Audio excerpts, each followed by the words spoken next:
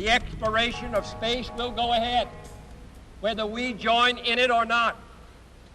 And it is one of the great adventures of all time. Right. Well, week 4. Welcome. This week we're going to look at the space race. And we're going to do it twice. We're going to start with the Soviet side, and we're going to look at the early firsts and successes of the Soviet space program.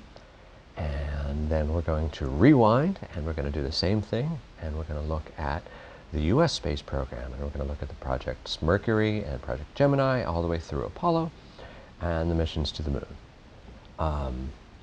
We'll do some experiments on the moon, and we'll look at why it is that we went and why it is that we stopped going. We'll look at why the U.S. Won the moon race. I'd loathe to say they won the space race because that's not entirely correct, and we'll talk about that this time. But they did win the race to the moon, and we'll see why that happened. We'll look at JFK's moon speech and why he was able to do that and what that meant. We'll read a little bit about James Webb, the first director of NASA. Or not the first director, but the director during the Apollo program.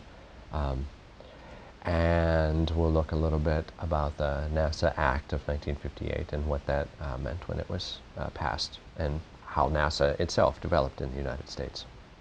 Should be an interesting week. You know probably the basics of this story, but hopefully we'll go into a little bit more detail. Should be fun.